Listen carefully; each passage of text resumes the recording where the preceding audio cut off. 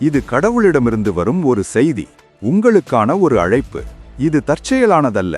நீங்கள் இந்த காணொளியை பார்ப்பதே கடவுளிடமிருந்து வரும் ஒரு அடையாளம். ஏனென்றால் அவர் உங்கள் இதயத்தின் குரலை கேட்டிருக்கிறார். நீங்கள் ஒரு விருப்பத்துடன் நீண்டகாலமாக ஜெபித்துக் கொண்டிருக்கிறீர்களா? உங்கள் மனதில் எதையாவது இடைவிடாமல் சிந்தித்துக் கொண்டிருக்கிறீர்களா? கடவுள் அந்த உணர்வை கேட்டிருக்கிறார். இப்போது அவர் உங்களுக்கு சொல்கிறார், நீங்கள் விரும்புவது உங்களிடம் வரப்போகிறது. ஆனால் ஒரு இரகசியத்தை அறிந்தவர்களுக்கு மட்டுமே அது எளிதாக கிடைக்கும். ஒவ்வொரு ஜெபத்திற்கும் ஒரு அதிர்வெண் உண்டு. ஒவ்வொரு மனதிற்கும் ஒரு ஆற்றல் உண்டு. கடவுள் தூரத்தில் அமர்ந்து நம்மை சோதிப்பதில்லை. நம் மனமே அவரிடம் பேசும் மொழி. ஆனால் பலருக்கு அந்த மொழி தெரியாது. அதனால்தான் நாம் விரும்புவதும் நாம் ஜெபிப்பதும் தாமதமாகிறது. கடவுள் ஏன் உடனடியாக பதிலளிப்பதில்லை? சிலர் தாங்கள் விரும்புவதை உடனடியாக பெறுவதும், சிலர் எத்தனை வருடங்கள் ஜெபித்தாலும் அதை பெறாமல் இருப்பதும் ஏன் என்று நீங்கள் எப்போதாவது யோசித்தது உண்டா? கடவுள் யாரையும் குறிப்பாக நேசிப்பதில்லை. ஆனால் சரியாக ஜெபிக்கத் தெரிந்தவர்களை அவர் விரைவாக நேசிக்கிறார். அதுதான் ரகசியம். அதுதான் அவர் இன்று உங்களுக்குச் சொல்லும் ரகசியம். பிரார்த்தனை என்பது வெறுமனே கைகளை கூப்பி எனக்கு இது வேண்டும் என்று கடவுளிடம் கேட்பது மட்டுமல்ல.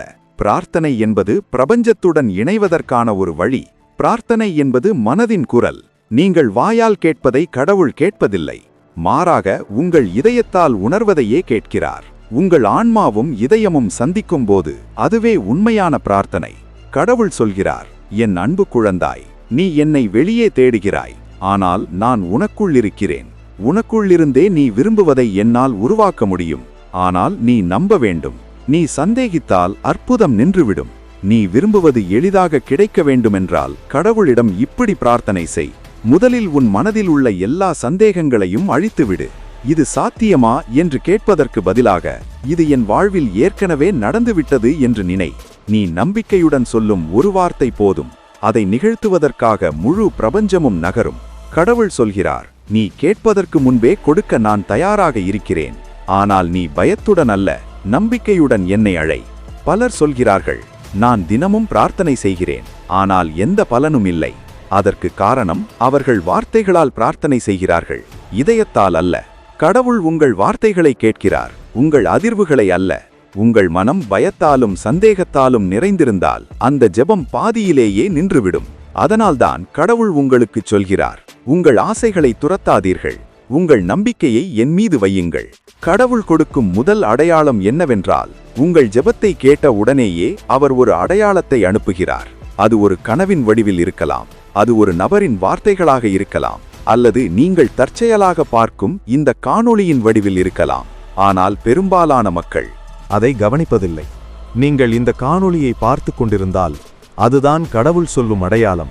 இப்போது நீங்கள் விரும்புவது எளிதாக கிடைக்கும். ஆனால் நீங்கள் இப்படி ஜெபிக்க வேண்டும். கவனமாக கேளுங்கள்.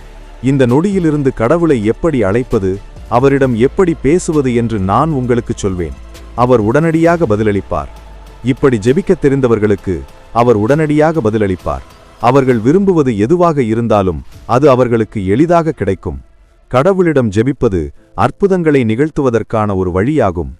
என் அன்பே, உன் ஒவ்வொரு கண்ணீரையும் நான் கண்டிருக்கிறேன். உன் ஒவ்வொரு ஆசையையும் நான் கேட்டிருக்கிறேன். ஆனால் நீ இன்னும் அறியாத ஒரு இரகசியம் இருக்கிறது. நீங்கள் விரும்புவது எளிதாக கிடைத்தால் நீங்கள் என்னை அழைக்கும் விதத்தை மாற்றிக்கொள்ள வேண்டும். நீங்கள் ஒவ்வொரு நாளும் எனக்கு என்ன வேண்டும் என்று கேட்கிறீர்கள்.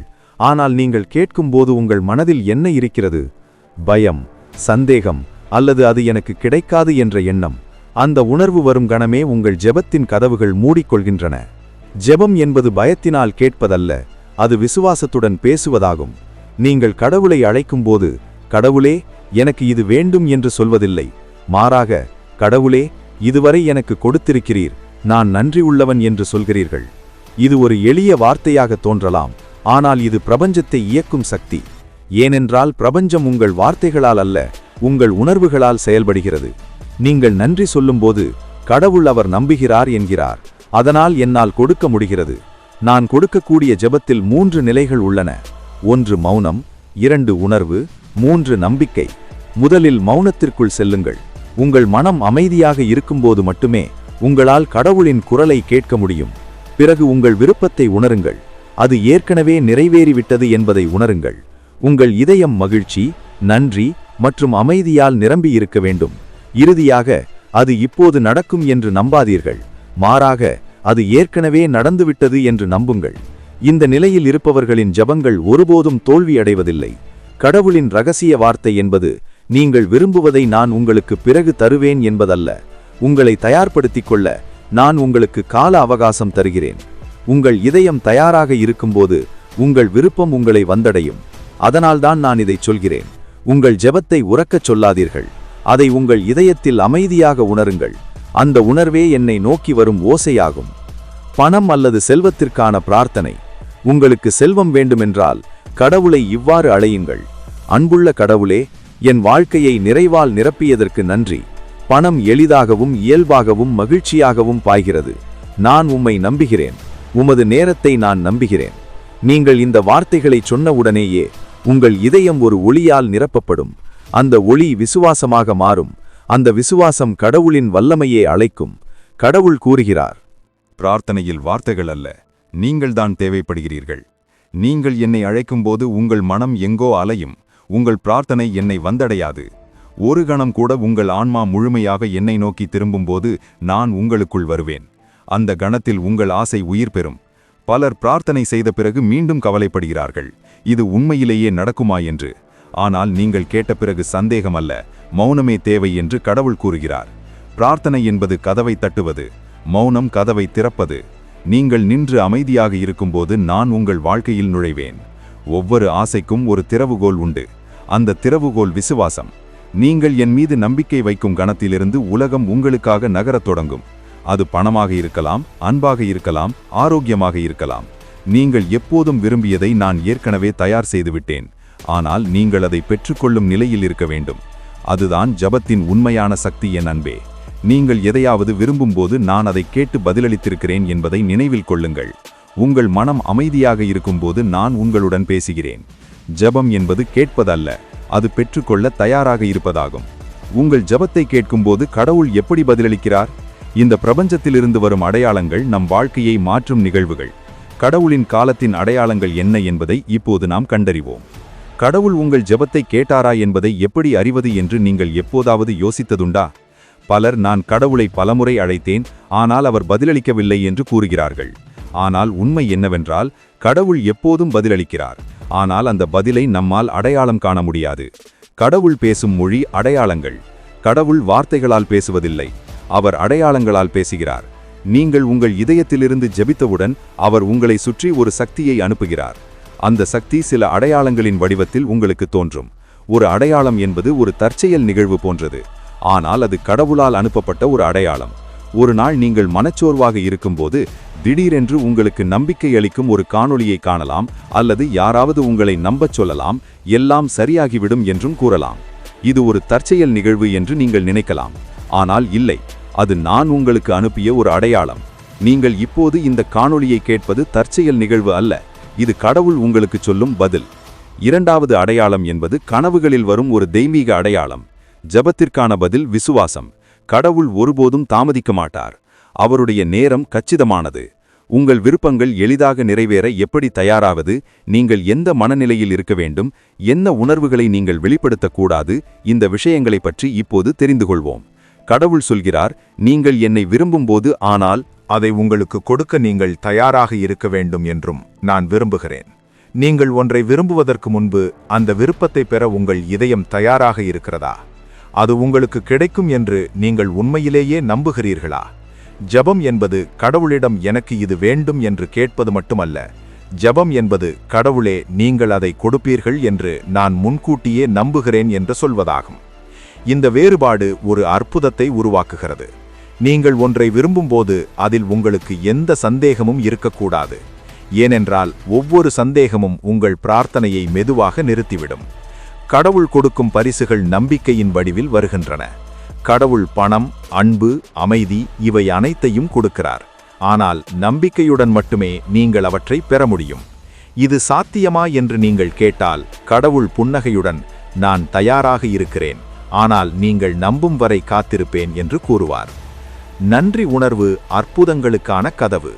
உங்களிடம் ஏற்கனவே உள்ளவற்றுக்கு நன்றியுடன் இருக்க கற்றுக்கொள்ளுங்கள். காலையில் நீங்கள் கண் திறக்கும்போது, கடவுளே நன்றி, நான் இன்று உயிருடன் இருக்கிறேன் என்று சொல்லுங்கள். இரவில் தூங்கச் செல்வதற்கு முன், கடவுளே நன்றி, இன்று நீங்கள் என்னை காப்பாற்றினீர்கள் என்று சொல்லுங்கள். நன்றி உணர்வு என்பது பிரபஞ்சத்தின் வாயில்களை திறக்கும் தெய்வீக திறவுகோல்.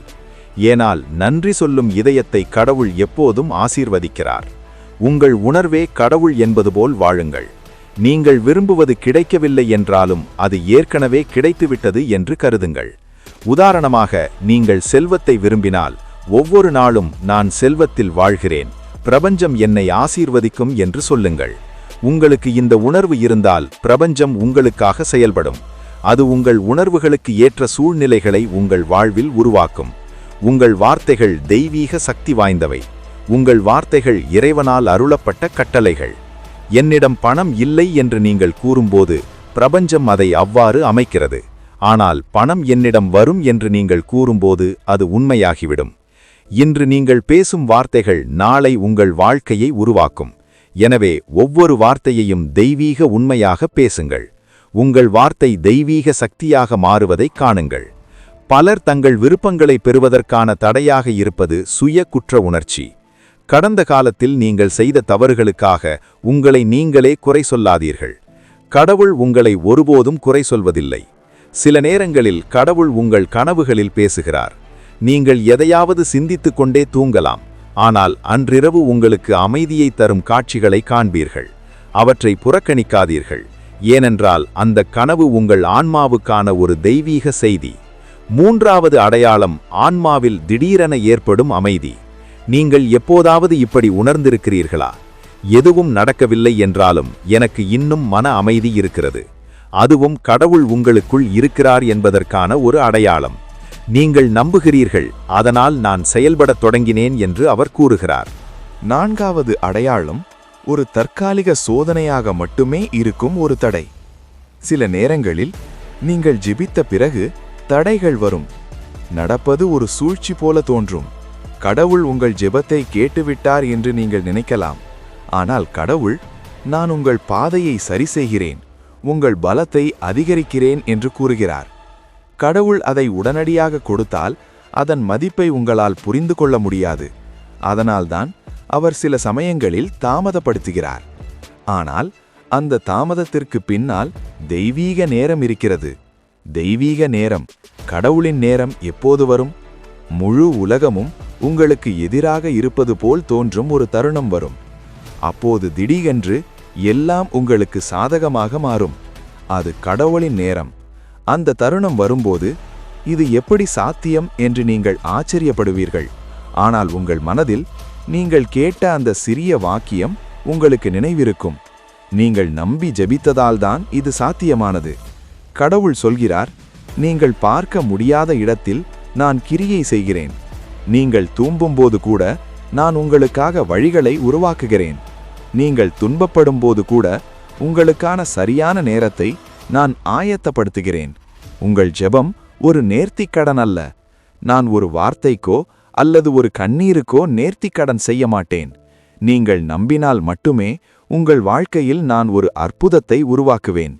கடவுள் உங்கள் வாழ்க்கையை மாற்றத் தொடங்கும்போது உங்களை சுற்றியுள்ள சில விஷயங்கள் சரிந்துவிடும். சிலர் விலகிச் செல்வார்கள், சில வாய்ப்புகள் மூடப்படும். ஆனால் பயப்படாதீர்கள், இது முடிவல்ல. உங்கள் ஜெபம் நிறைவேறப் போகிறது.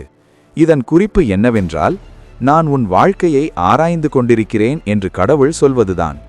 நீ எப்போதாவது ஒரு முடிவை எடுப்பாய் என்பதற்கான கடவுளிடமிருந்து வரும் ஒரு நுட்பமான அடையாளம் இது. நீங்கள் ஒன்றை பெறுவதை பற்றி நினைக்கும்போது உள்ள ஆம் அல்லது இல்லை என்ற ஒரு உணர்வு எழுகிறது. அது நான்தான். உங்கள் உள்மனதில் நான் உங்களுடன் பேசுகிறேன். அது மிகவும் சிறிய உணர்வு, ஆனால் அது உங்களுக்கு வழிகாட்டும். நீங்கள் அதற்கு செவி கொடுத்தால் உங்கள் வாழ்க்கை பாதை எளிதாகிவிடும். கடவுள் சொல்லும் கடைசி வார்த்தை, இப்போது தயாராகுங்கள். என் அன்பே, உங்கள் ஜெபத்தை எப்படி சொல்வது, நான் எப்படி பதிலளிப்பேன் என்பது இப்போது உங்களுக்கு தெரியும். இப்போது உங்கள் நேரம் நெருங்கிவிட்டது. நீங்கள் விரும்புவது எளிதாக கிடைக்கப் போகிறது. ஆனால் நினைவில் கொள்ளுங்கள், இறைவனின் ரகசியம் என்னவென்றால், பிரார்த்தனை என்பது ஒரு வார்த்தை அல்ல, அது ஒரு சக்தி. நீங்கள் அதை உண்மையாக விரும்பினால் இந்த முழு உலகமும் உங்கள் விருப்பத்தை நோக்கி நகரும். ஏனென்றால் நானே இந்த முழு பிரபஞ்சம். நீங்களும் என்னில் ஒரு பகுதி. என்னை வெளியே தேடாதீர்கள், உங்கள் இதயத்தில் தேடுங்கள், அங்கேதான் நான் இருக்கிறேன். இறைவன் உங்களுக்கு சொல்லும் கடைசி குறிப்பு என்னவென்றால், இனிமேல் ஒவ்வொரு நாளும் நீங்கள் இதை சொல்லுங்கள்: இறைவா, நான் உம்மை நம்புகிறேன். எனக்கு தேவையானதை நான் இப்போது பெற்றுவிட்டேன் என்று நம்புகிறேன். என் வாழ்வில் ஒரு அற்புதத்தை செய்ததற்காக நன்றி இறைவா. இந்த வார்த்தைகளை ஒவ்வொரு நாளும் உங்கள் இதயத்திலிருந்து சொல்லுங்கள். அவை உங்கள் சக்தியை மாற்றும். அவை உங்கள் உணர்வை இறைவனின் நிலைக்கு கொண்டு செல்லும். இறைவன் வழங்கும் இறுதி ஆசீர்வாதம் என்னவென்றால், இப்போது நான் என் கருணையை உங்கள் மீது பொழிகிறேன். உங்கள் வாழ்க்கையிலுள்ள ஒவ்வொரு தடையும் கரைந்துவிடும். உங்களுக்கு தேவையானது உங்களை நோக்கி ஓடி வரும். அந்த அமைதி, அந்த செல்வம், அந்த மகிழ்ச்சி அனைத்தையும் நீங்கள் அனுபவிக்கப் போகிறீர்கள். ஏனென்றால் நீங்கள் நம்பினீர்கள். உங்கள் நம்பிக்கை என் அற்புதத்திற்கான கதவாக மாறியுள்ளது. நீங்கள் இதுவரை கேட்டது தற்செயலானதல்ல. இது நான் உங்களுக்கு அனுப்பிய தெய்வீக செய்தி. இப்போது நீங்கள் தயாராகிவிட்டீர்கள். உங்கள் வாழ்வில் அற்புதம் தொடங்கும். இந்த செய்தியை கேட்ட பிறகு உங்கள் வாழ்க்கை மாறப்போகிறது. நீங்கள் நம்பினால் அது நடக்கும். அவர் உங்கள் நன்மையை மட்டுமே காண்கிறார். நீங்கள் என்னை மன்னிக்கும் பொழுது அந்த சக்தி தடைகளை உருக்குகிறது. பிரார்த்தனைக்கு முன் ஒரு வார்த்தை சொல்லுங்கள்: கடவுளே, நான் என்னை மன்னிக்கிறேன். அது உங்கள் மனதை தெளிவாக்குகிறது. உங்கள் விருப்பத்திற்கான வழி தயாராகிறது. ஓய்வெடுங்கள். கடவுளை சார்ந்திருங்கள். அது எப்போது நடக்கும், எப்படி நடக்கும் என்று நீங்கள் எப்போதும் சிந்தித்துக் கொண்டிருக்கும் போது அது உங்கள் விருப்பத்தை தாமதப்படுத்துகிறது. நம்புவது உங்கள் வேலை, அற்புதங்களை செய்வது என் வேலை என்று கடவுள் கூறுகிறார். கவலைப்படுவதை நிறுத்திவிட்டு கடவுளின் நேரத்தை நம்பி ஓய்விடுங்கள். ஏனெனில் அற்புதங்கள் அமைதியில் நிகழ்கின்றன. அற்புதங்கள் மௌனத்தில் நிகழ்கின்றன. நீங்கள் தயாராக இருக்கும்போது கடவுள் உங்கள் விருப்பத்தை நிறைவேற்றுவார். உங்கள் மனம் அமைதியாக இருந்தால் உங்கள் உணர்வுகள், உங்கள் நம்பிக்கை, உங்கள் நன்றி உணர்வு, இவைதான் உங்கள் அற்புதங்களுக்கான கதவுகள். என் அன்பே, இப்போது நீ எனக்கு அருகில் இருக்கிறாய். நான் உன் இதயத்தில் வாழ்கிறேன். என் சக்தி உன் ஒவ்வொரு மூச்சிலும் இருக்கிறது. நீ கேட்ட ஒவ்வொரு விருப்பத்திற்கும் நான் பதிலை தயார் செய்துள்ளேன் என்று கடவுள் கூறுகிறார். உங்கள் பாதை அமைக்கப்பட்டுள்ளது. உங்கள் நேரம் வரும். அது திடீரென்று நீங்கள் ஒருபோதும் எதிர்பாராத விதத்தில் வரும். நீங்கள் ஒருமுறை செய்த பிரார்த்தனை நினைவிருக்கிறதா? ஒருவேளை நீங்கள் அதை மறந்து விட்டிருக்கலாம். ஆனால் நான் மறக்கவில்லை. அந்த வார்த்தையை என் இதயத்தில் மறைத்து வைத்திருந்தேன். இப்போது அந்த வார்த்தையை உண்மையாக்க வேண்டிய நேரம். உங்கள் வாழ்க்கையின் அடுத்த சில நாட்கள் சிறப்பானவை.